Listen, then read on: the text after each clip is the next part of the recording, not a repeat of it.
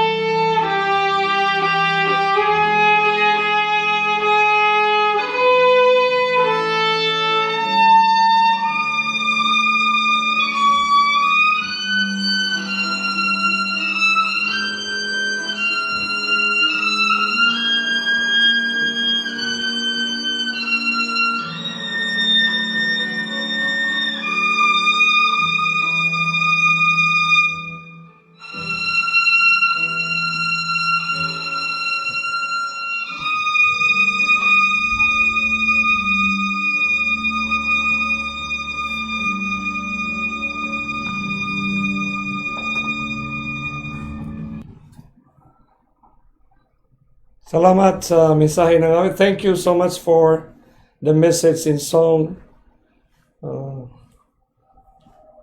by our friend, brother, Wesley Bageth. How are you today? Happy Sabbath to all our friends in the eastern part of the world. Good morning dyan sa iba't ibang dako sa western world. Sa mga oras na ito ay i-extend natin ang congratulations sa ating mga kasamahan in the field of the mission, the power of God's grace Incorporated sa kanilang 10th year anniversary. So, praise God sa biyaya ng paglalakbay ng ating mga kapatid. Kumusta si Sister Rona? Si Sister Lesa Golanga? Si Sister Evangeline Orosa? Kay Sir Jex Pamirona?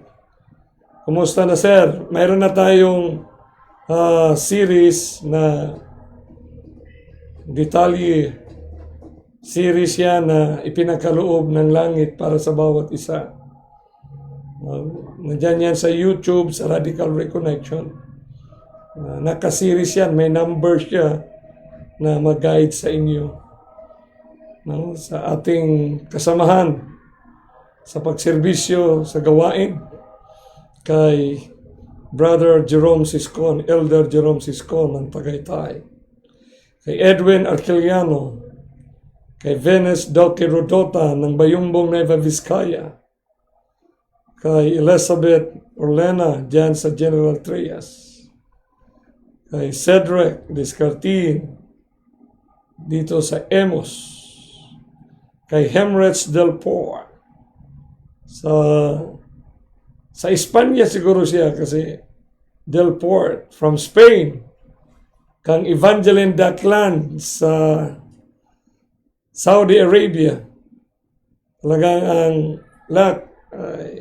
talagang ang aking kapitbahay na ito kasama si Nang Kumit ay sama-sama natin. Nanonood ka pala kay Brother John Lumingkit, ang aking kaibigan. Kay Elgin Indig na sa Bacolod City. Kay Ate Evelyn Andaya nasa New York. Buti Ate Evelyn ay, di ba may activity kayo ngayon? Madaling araw siguro ito. And soon you will have your possibly travel going to your camp meeting. Kay Joy Marquez, kay Dr. Chetro Soliano sa Cebu, kay Ariel Ofenia diyan sa Cauayan City, Isabela. Talagang sinalanta din ng bagyo ang Isabela, Brother Ariel. Kay Attorney Benji Abejero, welcome back. Siguro nanonood na lang kayo, Attorney, sa post live. No? Salamat sa inyong patuloy na pag-share sa mensahe ng langit para sa ating henerasyon. Kay Ate LJ Hostaya, congratulations sa inyong 10th year anniversary o sa ating 10th year anniversary. Kay Edelbert de las Alas, kay Ismael Diheto, kay Jerry Longno, no? Gandang apelido, Longno, mahabang hindi. Sa Tagalog, mahabang hindi, kapatid. So sa picture nito, makikita natin ang maraming tao. No? Mayroon tayong subject ngayon na dyan pa rin natin kukunin sa last day events. Okay? Kasi napaka-popular na libro ito. Pero dobling pag-iingat kasi ang last day events ay recently published only. Ito ay compilation ng Ellen G. White Estate. So, that must be considered critically para hindi tayo maging madala sa linya ng yung fanaticism, mga kapatid. No? Sa whole series na ito ay next week, sa Lunes ay babalik na naman si Pastor Virial Ruel sa next series. So abangan natin yun, mga kapatid. Napaka-importanting talakayan na pinili ng Diyos si Pastor E.P. Villaruel sa isang talakayan na makikita natin ang grasya ng Panginoon. No?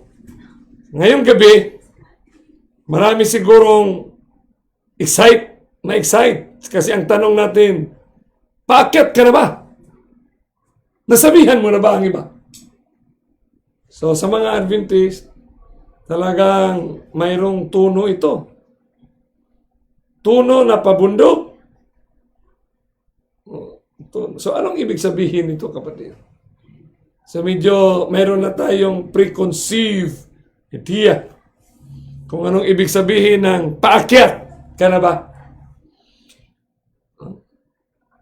Your thoughts is not my thoughts. Parang ganun ang maging dating. Nasabihan mo na ba ang iba? So, sa mga insights, sa visions na ipakita kang Ellen G. White, ay titingnan natin ito, kapatid. Kay Victor Zena, kay Ron Impron, kay Pastor Sam Escosora ng Alfonso Calvetti. Tayo'y manalangin, kapatid. Loving Father in heaven, in the throne of your grace, we would like to thank you for this hour of the Sabbath. We praise you and we glorify thy name. That thou art the God who appointed all of us an heir of your kingdom. We thank you, Lord Holy Spirit, for giving us the comfort and the assurance that this is your movement while others are keep on denying your personality. But this is your movement. You're going to seal our faith. You're going to touch our heart.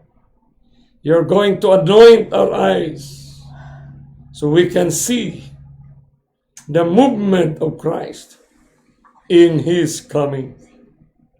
Thank you for helping us tonight as we scan, as we read, and as we understand the writings written by our sister Ellen G. White. Thank you for answering our prayers with the forgiveness of all our shortcomings. In Christ's name we pray. Amen. So I would like to request our friends right there, my wife, to go down and attend the meeting right there. Possibly. Okay. Okay lang. Bakit ka na ba? Nasabihan mo na ba ang iba? No? Chapter 4 in the last day. Kasi atin ito quotation. No? Hanggang sa makarating tayo sa dulo. Somebody suggested that I need only to get the most important part. Essentially, we can go there. The title of chapter 4, the last day events compilation of the Ellen G. White Estate, is God's last day church. Paano natin titingnan ang movement? Kasi sinabi na dito, God's last day church. So huli na. God's people keep His commandments.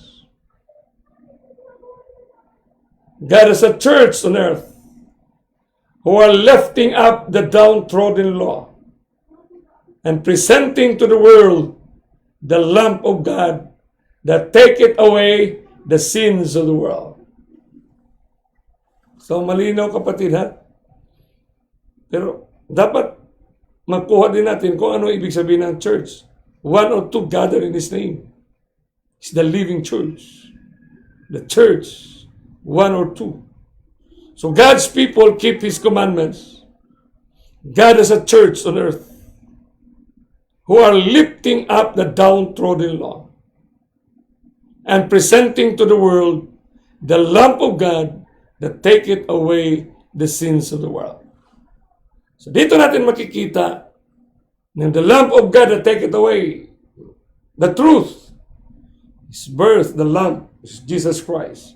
His birth, His life, His death on the cross, and His resurrection. This is last events, page 43, paragraph 1. There is but one church in the world who are at the present time standing in the breach, making up the heads, building up the old waste places. Minsan, iniisip na self-centered na pronouncement ito. Pero truth will stand. Kasi ang profile naman ng church where Ellen G. White belongs are really uplifting the law of God. Kaya pag sinabing God's last day church, ay ito na ang huli. Ibig sabihin, closing generation. The closing people who abide in the words of Jesus Christ. Sinabi niya, in the next paragraph, the next quotation, hinugot sa Testimonies to Ministers, Gospel Workers, page 50, 58, 59, 1893. So, hinugot lang nila ito. So, may sunod-sunod na mga paragraph niyan, pero dahil may tuldok-tuldok niyan, ibig sabihin, may karugtong pa, pero kinat siya. Let all be careful not to make an outcry against the only people who are fulfilling the description given of the remnant people, who keep the commandments of God and have the faith in Jesus. So God has a distinct people, a church on earth. So specific talaga, distinct people. Pag distinct people, yan, may distinct character, may distinct sound ang kanilang mga sinasabi. God as a distinct people, a church on earth, second to none, but superior to all in their facilities to teach the truth, to vindicate the law of God. So pag sinabing church, pag sinabing church of God, given siya na nag-apply sa law, who keep the commandments of God and have faith in Jesus. My brother, if you are teaching that the Seventh-day Adventist Church is Babylon, you are wrong. And this is the news of 1893. But these are sometimes, there were times na naging headline ito sa ating mga kapatiran. Naging bukang bibig ng mga grupo, ng mga claimants of truth. Sabihin natin, claimants of truth. Okay? Kaya, malinaw ito kapatid, na sinabi talaga ng Panginoon through Ellen G. White that the church is not Babylon. It's not really Babylon, my friend. So, ang movement ng Panginoon sa kanyang natitira, He that remains. Dapat nating maintindihan na writings na ito ni Ellen G. White, paano natin iangkop ito sa statement ni Kristo sa mount, sa river at sa island, na ang kanyang prescription ay parable of the faithful and the unfaithful servants, the parable of the 10 virgins. Na itong prescription ng kanyang mga anak na naging resulta, naging finale na larawan sa dynamics ng mga pangyayari na sinabi ni Kristo sa Mount of Olives, sa verses 5, 6, 7, 8, 9, 10, 11, 12, 13, 14. Yun ang kanyang dynamics doon sa River Olay, sa Daniel 8, 23, 24, and 25, at sa the whole book of Revelation. Paano maangkop ito? No? Kasi, ang isip agad, ito na, it's a perfect, ito na. My people, sabi niya, The book of Revelation focuses on two sets of God's people. The visible remnant and my people in Babylon. Wow. The visible remnant and my people in Babylon. This chapter deals with the former. Chapter 14, the loud cry, deals with the latter. So ito na, sa Ellen G. White, na ito na statement. Kasi wala siyang hinugutan. Sa Ellen G. White state na ito, kapatid. Okay? Dapat natin maklasify kung ano yung hinugutan at ano yung statement ng Ellen G. White estate. Kapatid. Ang church na ito, they have the testimony of Jesus. Kapatid. Ano yung they have? Ibig sabihin, hawak nila yung testimony ni Jesus. Saan ito hinugot? Testimonies for the Church. Volume 5, page 654. 1889 ito na news, kapatid. As the end draws near, and the word of giving the last warning to the world extends, it becomes more important for those who accept present truth to have a clear understanding of the nature and influence of the testimonies which God in His providence has linked with the work of the third angel's message from its very rise. So ano yung testimony ni Jesus? As the end draws near. Palapit na ang katapusan. So movement ha? Movement siya ng katapusan. Yung movement ng katapusan na patapos na ang gawain pala and the work of giving the last warning to the world extends ay may grasya na binigay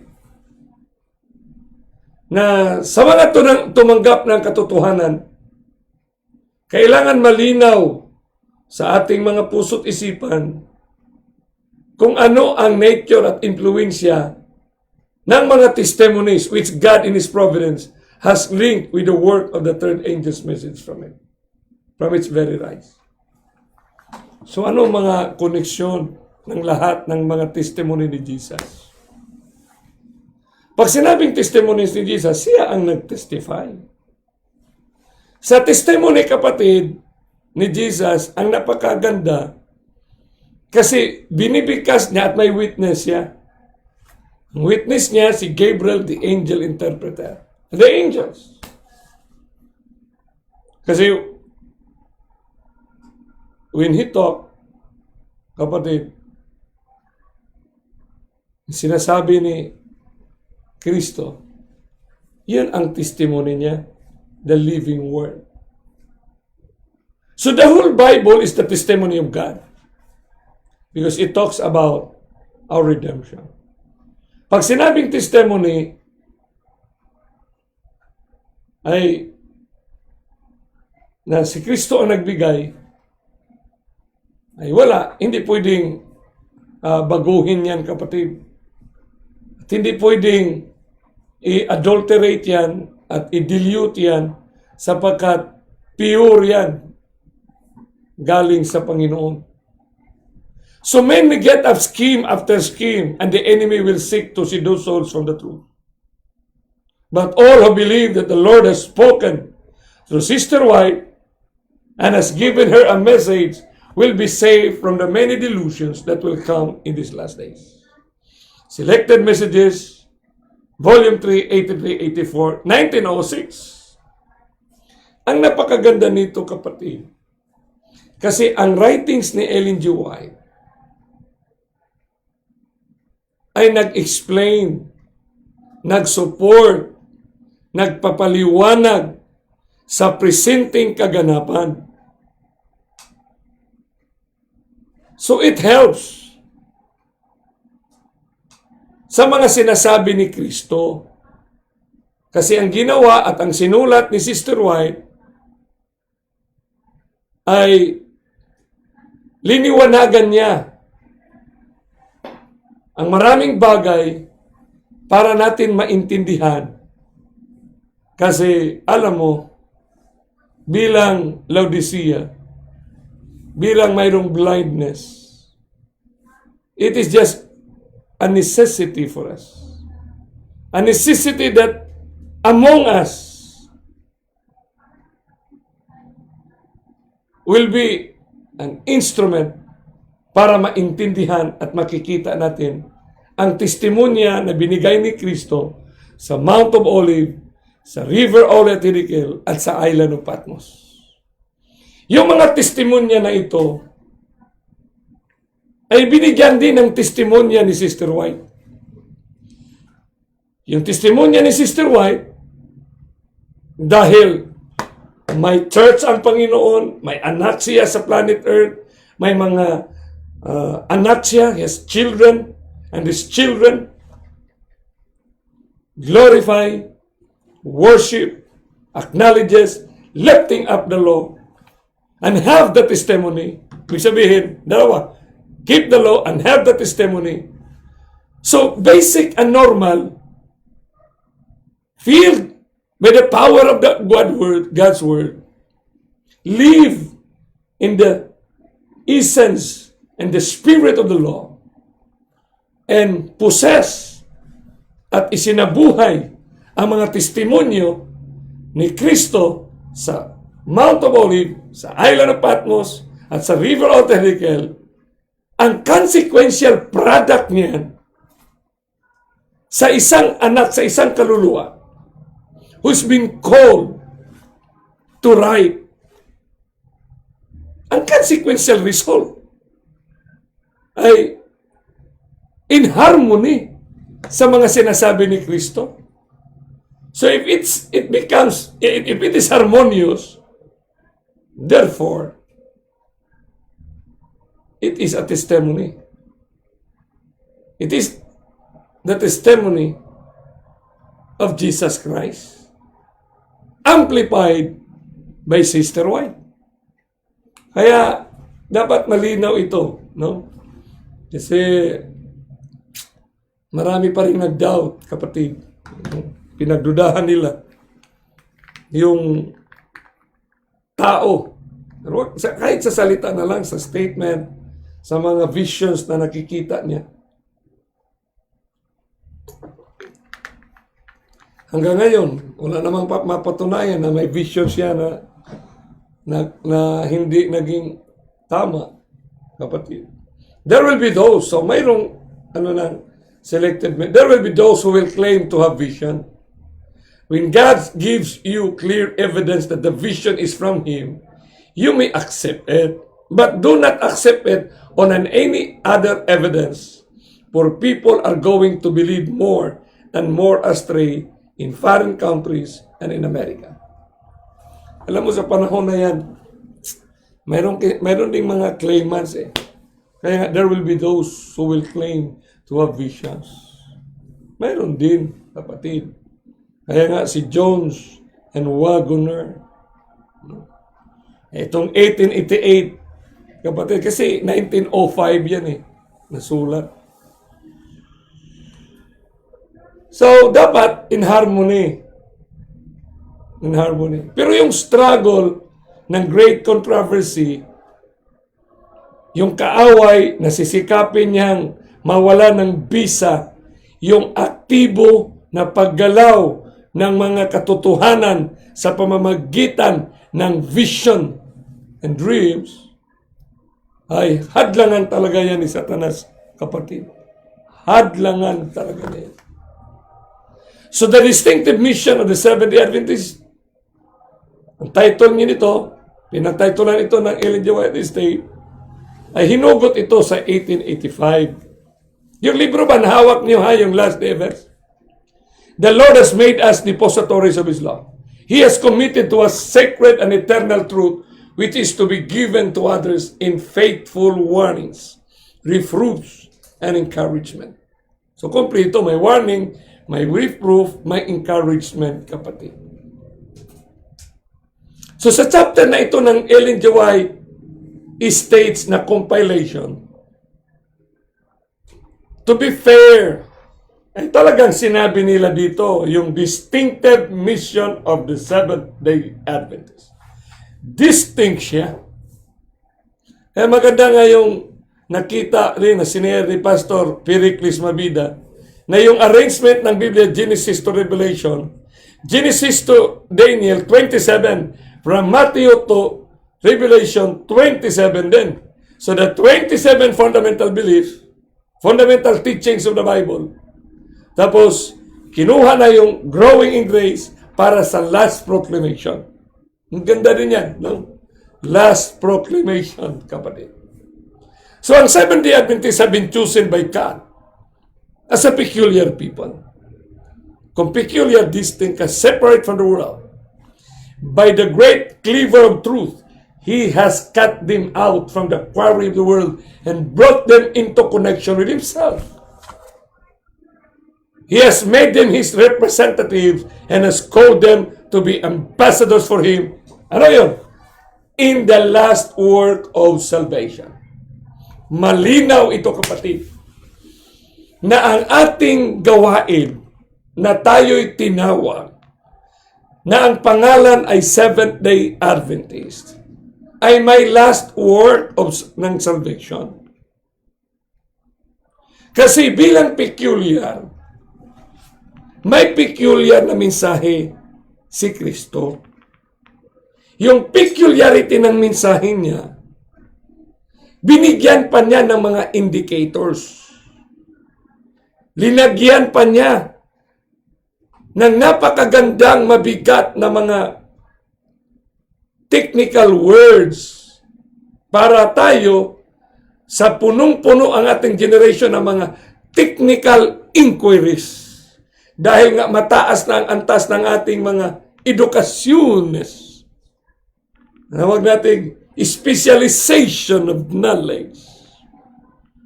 Yan ang ating generation. Specialization in fields of understanding. Pero hindi tayo mawala kasi yung peculiarity, pag sinabing peculiar, distinct yan. Kaya sinabi distinct sound of the trumpet. Bakit naging distinct yan? Kasi last work na yan. So the greatest wealth of truth ever entrusted to mortals, the most solemn and fearful warning ever sent by God to man, have been committed to them to be given to the world.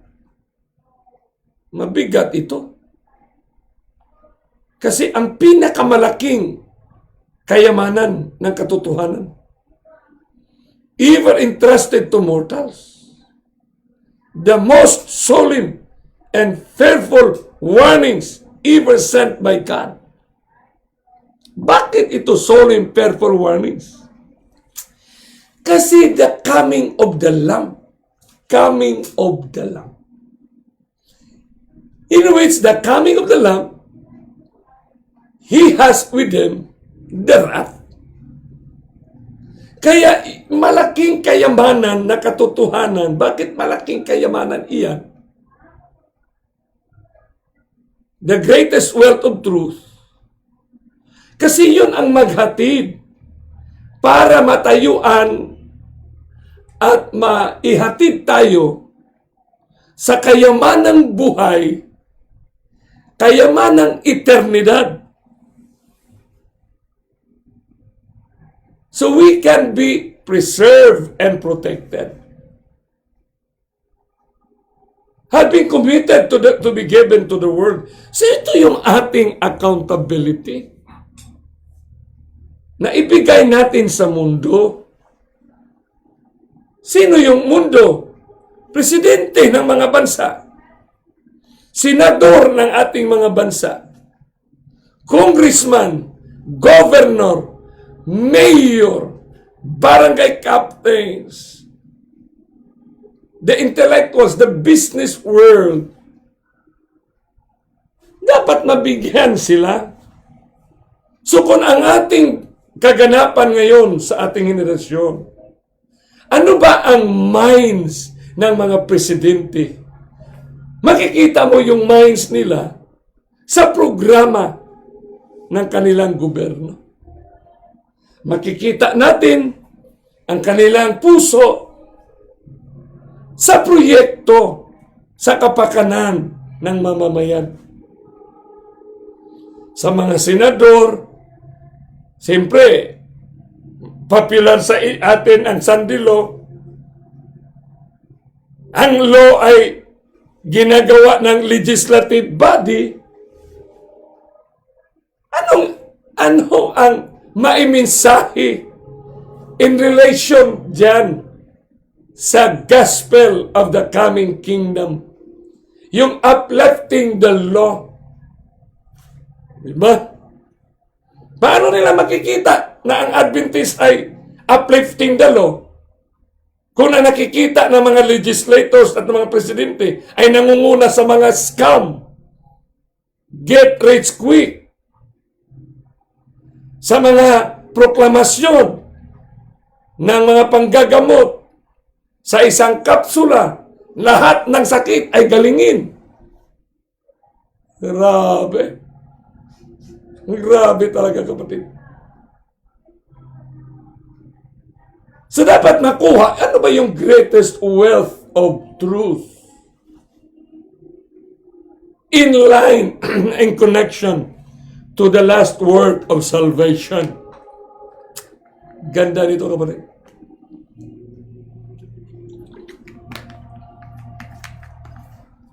Malaki talagang responsibility natin kasi definite ang ano. Kaya in a spatial sense, Seventh-day Adventists have been set in the world as watchmen and light bearers.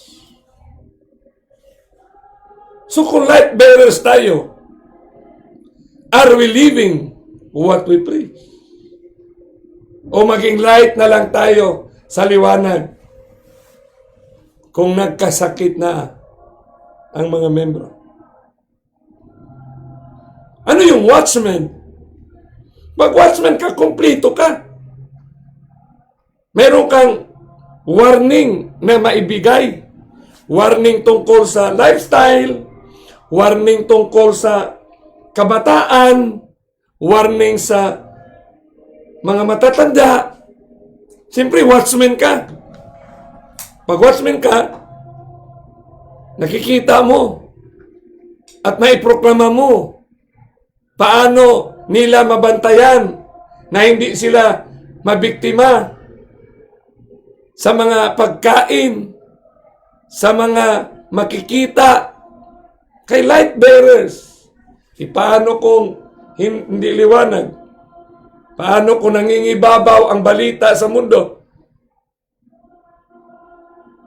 na ang mga ito ay nangunguna sa mga ganitong mga kaganapan na highlight ang kakaibang kamatayan? Ang kakaiba, ibig sabihin, kakaiba, may kakaibang mga kamatayan. Hindi siya natural. So to them has been entrusted the last warning for a perishing world. Ano yung last warning? So three angels. Ano yung three angels' messages? Ganyan, kapatid. So panoorin nyo yung Revelation series. Kasi kung last warning for a perishing world, ano yung last warning? On them is shining wonderful light from the Word of God. They have been given a work of the most solemn import. The proclamation of the first, second, and third angels' messages. Paano natin ito maintindihan? There is no other work of so great importance. They are to allow nothing else to absorb their attention. Ganda dito. Ano ang first angel's message? Ano yung first angel's message, kapatid? Kasi sinabi, ito daw ang ating last word. Most solemn import. Kaya naging lugo. Na walang lugo.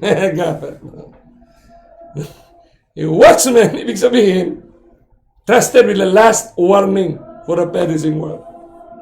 So, pag sinabi natin, kapatid, first angel, second angel, first angels, and then heard another angel flying in the midst of heaven, having the everlasting gospel.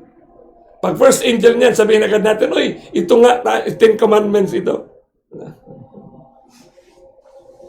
Bakit? Sabihin mo, 10 commandments yan, ha? The everlasting gospel, fear God and give glory to Him. Ano ba? For the hour of His judgment is come.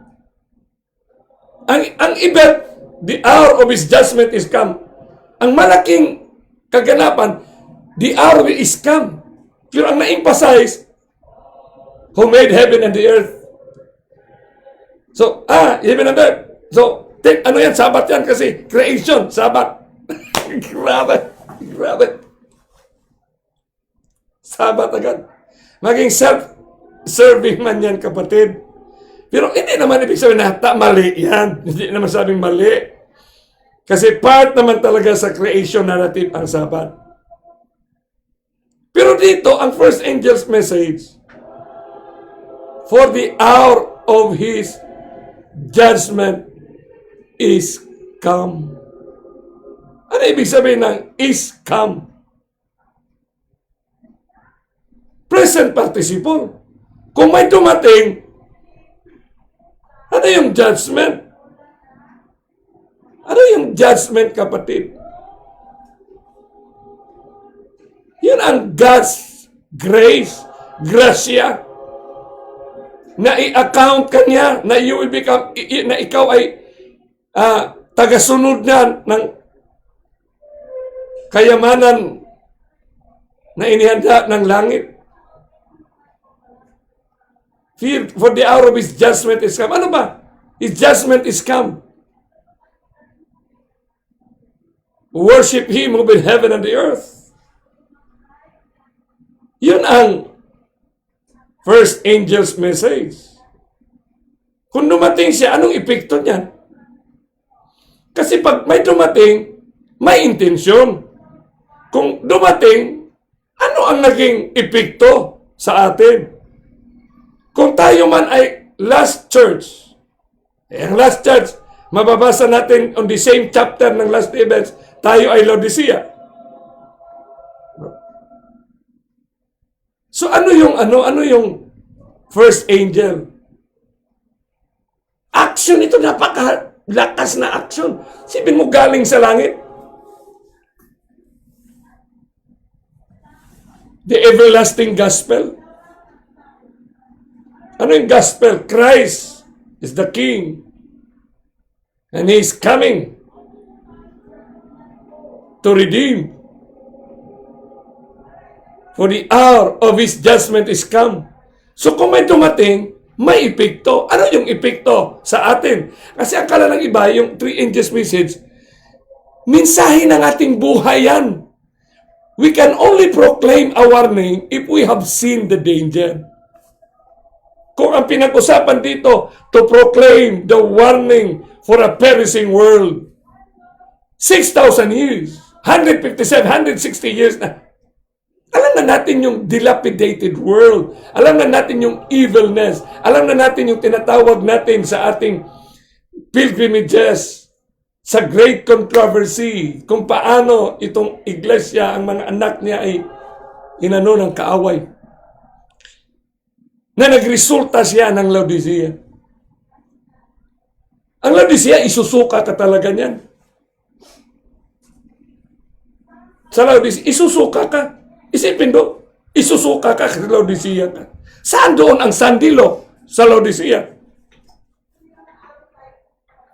Ano yung relasyon doon sa come out and be separate? Isipin mo yan.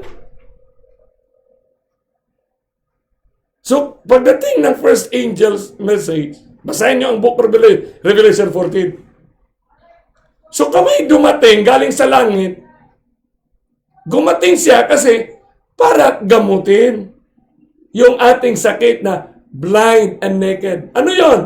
Ang kagalingan. Buy me of pure gold. Of me. Galing sa kanya. Of me. Yan ay of me. Pure gold. A white raiment and an eye salve. Yung white raiment, para tayo ay bihisan niya. Yung bihis na, sipin mo hubad, hindi makikita yung damit natin na mayroon tayong pinaghandaan. Hubad naked. Kasi ang damit, yun ang nag-define ng kung ano ang ating appointment, kapatid. Naked, wala tayong, hindi nakikitaan na mayroon tayong appointment. Blind, hindi, bulag, hindi ka makakita. Paano makikita ang galaw ng kaaway para makawarning ka, para maging, para maging practical na maisabuhay mo ang pagka-watchman? Kung hindi mo nakita ang galaw ng kaaway. So makikita mo lang yan ayon sa sinasabi ni Kristo. So anong sinabi ni Kristo? So kailangan muna ikaw gamutin. Kaya nga, ang first angel's message, maisabuhay natin, matanggap natin si Kristo. Kaya yun ang Christ our righteousness. So kung natanggap mo yan, yung kanyang last message, yung prescription niya. Ano yung prescription niya? Kasi yung last church na may warning message, saan niya hinugot ang mensahe niya para ma-realize ang three angels' messages ng Revelation 14? Siyempre doon sa Mount of Olives. Siyempre, nauna yung deliver. Tapos sinabihan tayo ni Kristo sa Mount of Olives, spoken of by Daniel the prophet. So punta ka sa River Olay, sa Daniel. Kasi yun ang sinabi ni Sister White, the light that Daniel received directly from God, in the river Olay and Hiddekel.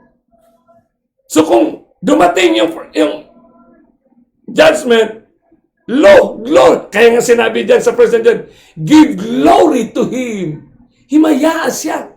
Purihin mo siya. Bakit? Kasi ang epekto, nakita mo ngayon ang katotohanan. Ano yung katotohanan? Ang sabi niyan, present truth. Ano yung katotohanan na nakikita ng ating mga mata? The footsteps of an approaching God. Ano yung nakikita natin, kapatid? Yung galaw din ng kaaway. Kaya, nagsunod. Kaya, there followed another angel. Yung second angel. Ano yung second angel? Ano yung second angel, kapatid? Shout with a loud voice. Ano kanyang nakikita? Kasi nakikita na ito ang napag-usapan bulag, ginamot ng first angel. Ng judgment ng Panginoon. Ano yung judgment niya? Yung kanyang grasya. Ibig sabihin, yung pronouncement niya na ikaw ay akin. Pag sinabi ng judge, ikaw ay nasa katotohanan. The judge stands, the judge sits for truth. So, pag sabi, ikaw ay nasa katotohanan, so you are with the judge. Because the judge set as the truth bearer, as the truth. Siya ang nag-define ng truth. So dito, na-receive mo, kaya makita mo ngayon. Ano yung nakita mo? Babylon the Great is fallen, is twice sa mata mo, fallen. Ano nakikita mo sa Babylon? Saan bumagsak ang Babylon? Saan bumagsak? Ano yung fallen? Actually, ang Babylon, fallen state naman yan. Given na yan. Pero bakit sa Revelation 14 sinabi, Babylon is fallen, is fallen? If salvation, if the great controversy ay individual ang pakipaglaban natin. Salvation is individual. Paano natin i-apply ang three angels sa individual natin na struggles, victory, and triumph? So una, bumagsak sa atin, bumagsak sa puso mo, bumagsak sa isip mo, bumagsak sa buhay mo na hindi makatayo ang kanyang istruktura, hindi makatayo ang kanyang programa, hindi makatayo ang kanyang magandang mga proyekto para sa kabutihan mo. Kasi ang nakikita mo ang kabutihan ni Kristo, ang katwiran ni Kristo. Hindi mo bumagsak na kahit ganun kaganda ang katwiran ng tao, ganun kaganda ang katwiran ng mundo, nakikita mo. So bumagsak siya. Dahil sa pagbagsak niya ng Babylon is fallen, sa bagsak niya, nakita mo ngayon, kasi deceiving nakakonceal, nakita mo ngayon kung paano niya pinainom ang lahat ng mga bansa. She made all nations drink of the wine of the wrath of her fornications. So kung pinainom niya, sinabi dyan, Babylon is fallen, she made all nations drink. Nakita mo. Verb yan action. She made the nations drink. Pinainom niya ang lahat ng bansa. All nations drink. Oh, kapatid. Dahil nakita mo ang pinainom ang lahat ng bansa. Lahat ng bansa, all nations. So, saan yung papel ng sandilo doon? Kung ang pinainom, so, pati Muslim, pati Hindu, all nations. Pati communist, China, communist. Maganda yan, makikita mo yung science of reality. Nakita mo siya na pinainom, kaya mag-third angel ka, mag-messenger ka. Kaya yun ang sinabi ng White na the third angel's message, yun ang atin na i-proclaim. Yun ang ating buhay. Kaya mag-third angel ka. Ikaw ang anghel ngayon. Ganda, no? Tayo pa ng anghel. Yun ang right application na ikaw na ngayon ang anghel. Ano yung anghel? Pagka-anghel mo, watchman ka para sabihan mo, if, kaya nga ang third angel's message nagsimula sa if. Bakit ano pala yung if sa dictionary? It indicates a circumstances. Ano pala ang circumstances? Nakainom ang mga bansa sa kanyang mga turo. Kaya ng three angels message, kapatid, three angels messages. But this is one of the most misconstrued, misunderstood by Christians and Adventists around the world. It's the reason why not 1 in 20 are prepared to meet Christ. Napakasakit na katotohanan ito sa atin ngayon. We've been in this church for so long. And yet we cannot engage the three angels' messages because personally, hindi tayo na-engage ng message of the three angels itself. We are not engaged, my friend. Kaya, kailangan ninyong i-revisit talaga. Panuorin.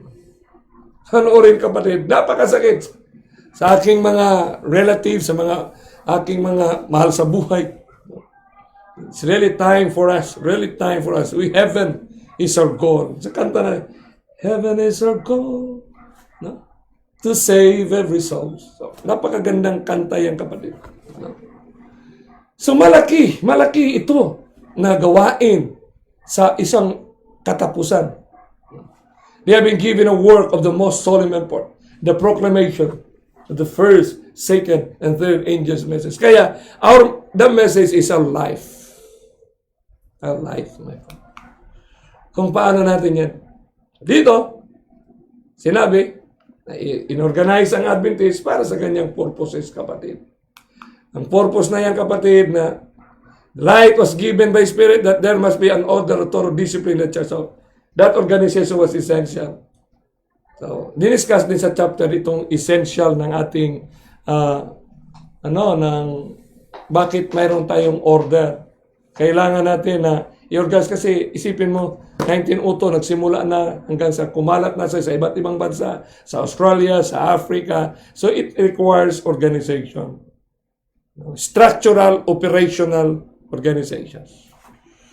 Pero sa nangyari sa atin, alon sa instruction dito na common sense, practical sense, human by nature, anthropology, psychology, society, pag one or two gathered, kailangan organize. Yung word na organize. Lingwahe ng organize tayo, kapatid. So, dahil dito, ay basahin natin the whole chapter. Ang importante dito, makikita natin, no, na sa nangyari sa ating church, no, may mga patutuo, si Sister White, na infeeble, hindi talaga perfect, kapatid. No? Hindi perfect ang ating structure, ang ating human organizations. Hindi talaga perfect, kapatid.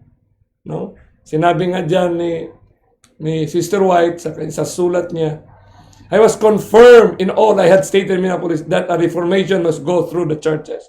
So many people, reform must be made, for spiritual weakness and blindness were upon the people who have been blessed with great light and precious opportunities and privileges. Talagang nangyari talaga, no? Kasi dynamics ito na dahil nga sa atin, as reformers, they had come out of the denominational churches, but they now act as part similar to it. So mayroong mga reform movement, mayroong pawalay, mayroong talagang sincero sila, they remain in the church, no? Nag-self-reflect sila. Pero dahil dito sa nangyayari, kapatid, na tumitingin sa tao, no, sa nangyari sa presidente, nangyari sa mga iba't ibang mga ministers ng ating church. Pero alam naman natin, kapatid, no, na ito naman ang dynamics ng Iglesia ni Cristo at Iglesia ng Diyos. The church is in the Laodicean state. Ellen G. White said, the presence of God is not in her midst. So dumating tayo sa punto na ganoon. So dahil kay human being ko, just to stand the truth na nothing is perfect in the human point of life.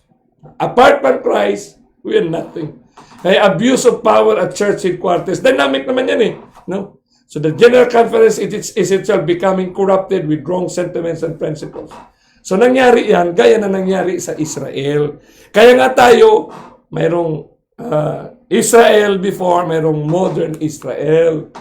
So huwag natin bigyan ng ibang kulay ito. Kulay lang ito ng isang reality na ang mundo, ang ating pagkatao bilang na atong number is 6, no? Ay hindi talaga tayo until we go into the 7 and we can have into a perfection, holiness. Pero dahil nangingibabaw ang human nature natin, no? So marami talaga, kapatid, na kaganapan na nangyari. Yung failure, time and again, nangyari yan sa ating church. Okay? So, sa mga kaganapan na nangyari, kapatid, mayroon namang payo na ipinagkaloob ang langit sa atin. Payo kung paano natin i-handle ang mga tensions, mga conflict. So, marami ito, kapatid, no? Na makikita natin na mga kaganapan, no? Na sinabi rin ni Sister Wise, unwise leaders do not speak for God. So, ibig sabihin na kaya nga ngayon, sa ating generation, you have to help. Tulungan natin na luluhod in humility ang mga leaders, lalo na yung mga leaders na talagang hindi ko alam kung napuntahan na ng aking kaibigan, at para kausapin siya na lumuhod, luhuran, at humingi ng tawad sa Panginoon. Hindi na kailangan humingi ng tawad sa kapatid na sa mga paghadlang sa gawain, no? At napahiwalay na siya sa dapat gawain ng iglesia kasi nag-pedicure, nag-manicure na lang ang program ng kanyang ginagawa. So masakit yan na katotohanan na napalayo na hindi na yan gawain ng iglesia. Naturuan para sa pag-pedicure at manicure. No? Wala na talaga yan, kapatid, na mga programa. So, pero sa mga pangyayari, hindi na kailangan natin ng new denominations. We have to stand what God had established. Okay? So ngayong gabi, kapatid, happy Sabbath sa inyong lahat. No? Hindi na kailangan ng new denomination. We have to stand. No? Si ating church, yun ang reality. All we have to do now is come to the foot of the cross and share the burden of the proclamation. Ano yung proclamation natin? Revival and Reformation. Kailangan ng lahat. Hindi lang ng membro, kundi pati ang mga leaders, mga elders, mga pastors, mga presidente, lahat tayo, lahat ng tao na nakatungtong sa planet Earth ngayon, we really need revival and reformation. Ibig sabihin, pag we really need revival, we really need the Holy Spirit. Okay? So, in behalf of the Radical Reconnection, this is a Sabbath day. So, we praise you for coming onto the line. Now, you have to share. Nandun na tayo sa YouTube. You can watch the YouTube, the series. Okay? Ito ay book lang ng Last Day Events. Mayroon na tayong series dyan. No, panoorin nyo. Huwag nyong panoorin yung pangatlo, pang-apat. Panoorin magsimula sa una, pangalawa. Ang lahat ng katanungan nyo, sasagutin ni Kristo yan. Lahat ng mga apprehensions natin, may kasagutan si Kristo sa Mount of Olive, sa River of Hiddekel, at sa Island of Patmos. Okay, happy Sabbath to all, and then we will be seeing you Monday evening with Pastor A.P. Villarreal and the rest of the churches around the world. Shall we bow our heads for prayer? Our great God, loving Father in heaven, in the throne of your grace, we would like to thank you for this wonderful Sabbath hour, having these people watching and those post-live watching. Move us to proclaim the last message that the lamp is coming and you are sealing us. And we are preparing to meet you at the clouds. Thank you, Heavenly Father, that in this time we are moving up to the words that Christ intended, the message to be lifted up. Are we sharing this one to the rest? That Christ had a special. We are peculiar, above the rest of humanity, because we have a message to deliver. Thank you for providing us an experience to enjoy the Sabbath and enjoy the words of instruction, the three angels' messages. In Christ's name we pray. Amen. See you tomorrow in behalf of the Radical Reconnections of the Eternity Broadcasting Service and the power of God's grace. God bless us.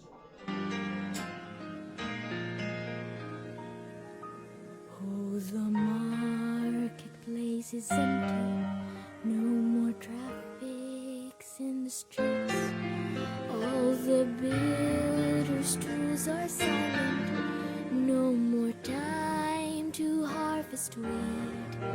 Busy housewives cease their labors. In the courtroom, no debate. Work on earth is all suspended as their king comes through the gates. The king is coming. The king is coming. I just heard the trumpet sounding.